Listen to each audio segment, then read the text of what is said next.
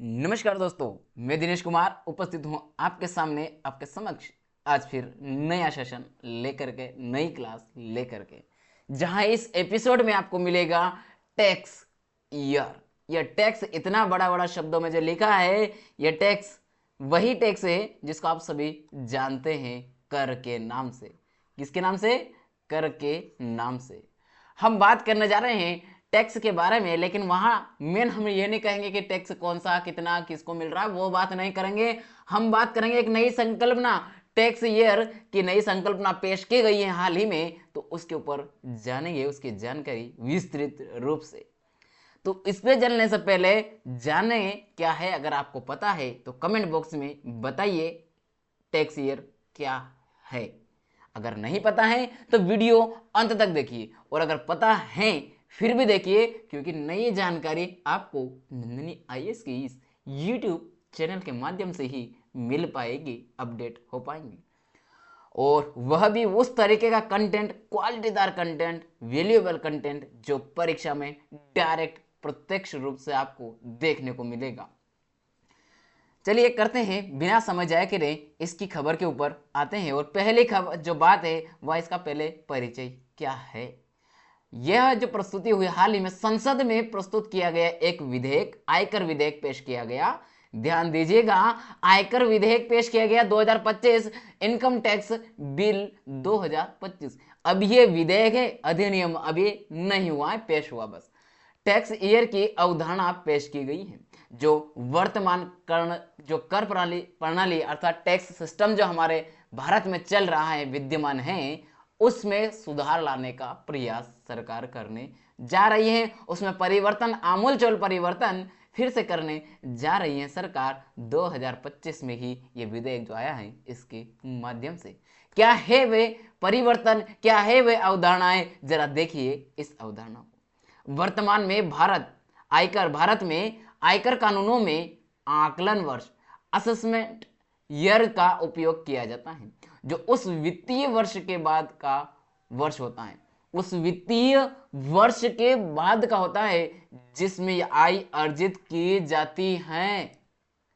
यह कर दाखिल करने और स्वमूल्यांकन कर अर्थात सेल्फ असेसमेंट टैक्स तथा अग्रिम टैक्स, एडवांस टैक्स जमा करने में भ्रम पैदा करता है।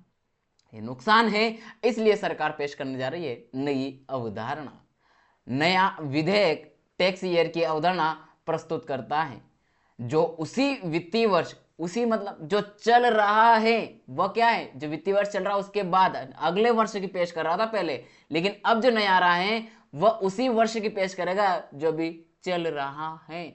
उसी वित्तीय वर्ष अर्थात 1 अप्रैल से 31 मार्च को क्या कर रहा है, संदर्भित करेगा, जिसमें आय अर्जित की गई और कर भरा गया है, वही बात डिनोट करेगा, भविष्य की बात नहीं करेगा। नए सिस्टम के तहत टैक्स ईयर 1 अप्रैल से 31 मार्च तक चलेगा और आकलन वर्ष को पूरी तरह से हटा दिया जाएगा। यह हटा दिया जाएगा, ये ध्यान रखिएगा, यह हटा दिया जाएगा और अगला जो नया चलेगा टैक्स ईयर वह चालू रहेगा। यहां पर आकलन वर्ष को हटाया जाएगा।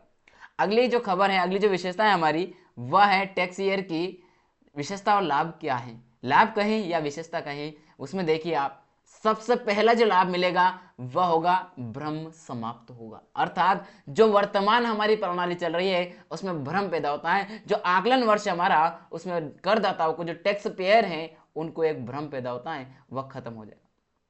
वर्तमान प्रणाली में पिछला वर्ष और आकलन वर्ष का उपयोग किया जाता है। पिछला देखेंगे, अगला देखेंगे, फिर निकालेंगे, जिससे जो टैक्स पेयर हैं उनको भ्रम होता है। नए सिस्टम में केवल टैक्स ईयर, कौन सा, जिस ईयर में आप टैक्स भर रहे हो उसी का उपयोग करेंगे, जिससे करदाताओं को किसी अतिरिक्त गणना की क्या होगी, जरूरत नहीं पड़ेगी। अगली जो खबर, अगली जो हमारी यह है लाभ, सेकंड वाला, वह है अंतरराष्ट्रीय मानकों के अनुरूप। अर्थात ये ऐसी पहल है, ऐसी अवधारणा है जो अंतरराष्ट्रीय रूप में भी एक्सेप्ट की हुई है। दुनिया के कई देशों में पहले से ही एकल टैक्स ईयर कर प्रणाली चल रही है, लागू है। वैसे में भारत को ये अपनाना कहीं बड़ी बात, ये कहीं गलत नहीं होगा। ये कहीं ना कहीं वैश्विक जो देश हैं, विश्व के जितने देश हैं उनके अनुरूप होगा, अंतर्राष्ट्रीय मानकों के अनुरूप होगा, जो भारत को वैश्विक कर प्रणाली जो है उसके लेवल का बनाएगा, उसके अनुरूप ला करके खड़ा करेगा। अगली है टैक्स ईयर की विशेषताएं और लाभ। अग्रिम कर टैक्स की गणना होगी आसान। कैसे? करदाताओं को केवल टैक्स ईयर को संदर्भित करना होगा, जिससे अग्रिम कर भुगतान अर्थात एडवांस टैक्स जो पे करना है, कर रिटर्न दाखिला अधिक सहज हो जाएगा। यह उनके लिए सुविधाजनक हो जाएगा। कुछ उदाहरण से समझते हैं हम टैक्स ईयर के। तो इसमें उदाहरण समझिए आप। वर्तमान प्रणाली में आयकर अधिनियम 1961 के अनुसार यदि कोई व्यक्ति 1 अप्रैल 2024 से 31 मार्च 2025 के बीच आय अर्जित करता है तो इस अवधि को पिछला वर्ष अर्थात 2024-25 कहा जाएगा। तो ये पिछला वर्ष कहा जाएगा। इस पर कर 2025-26 के आकलन वर्ष असेसमेंट में लगाया जाएगा। इसका जो आयकर है, इसमें जो टैक्स लगेगा वो 2025-26 में क्या आकलन के रूप में लगाया जाएगा, अनुमान के रूप में लगाया जा रहा है एक तरीके से।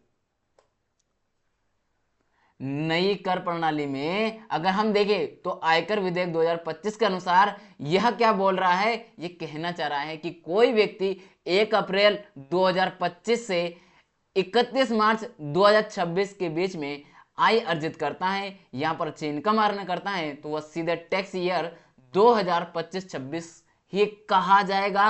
अब उसको 24 वो नहीं जाना, 24-25 नहीं, अब 24-25-26 ही काउंट होना है। अब पिछला वर्ष और आकलन वर्ष समाप्त ही हो जाएगा। ये झंझट ही खत्म, ये कठिनाइयां खत्म। इसलिए महत्वपूर्ण है टैक्स ईयर। एक निष्कर्ष में हम कह सकते हैं कि भारत में टैक्स ईयर की अवधारणा भारत की एक कर प्रणाली को क्या करेगी, सरल करेगी, स्पष्ट करेगी और अंतर्राष्ट्रीय मानकों के अनुरूप बनाएगी, साथ में शुद्ध भी करेगी, लोगों में लोकप्रियता भी बढ़ाएगी। इससे जो टैक्स दाखिल करने वाले जो लोग हैं वे अच्छे से टैक्स भी कर पाएंगे। इससे करदाताओं को कर दाखिल करने और अग्रिम भुगतान में सुविधा होगी, जिससे कर प्रणाली अधिक कुशल और सरल और प्रभावी लोकप्रिय हो पाएगी, जहां टैक्स चोरी जैसे मामले शायद कम हो पाए। यह अनुमान लगा करके इसको पेश किया जा रहा है। तो इस तरीके का आप इतना अच्छा निष्कर्ष दे सकते हैं अपना मेंस की आंसर राइटिंग में। यह रही हमारी आज की एक और खबर जो आपको हमने पेश की है। अगर कहीं किसी तरह की कुछ भी क्वेरी हो आपकी तो कमेंट बॉक्स में आप कमेंट छोड़े अपना, मैं आपके कमेंट चेक करूंगा। जो भी होगा आपका कमेंट का जवाब नेक्स्ट वीडियो में मिल जाएगा। साथ में लाइक करना ना भूलें और अपने दोस्त को लिंक शेयर करना ना भूलें।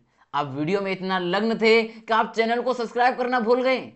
तो अब वीडियो का कंटेंट कंप्लीट हुआ, आप अब सब्सक्राइब कर सकते हैं, साथ में बेल आइकन ऑन कर सकते हैं, ताकि आप भी क्या हो अगले वीडियो के लिए तत्काल अपडेट पा सके।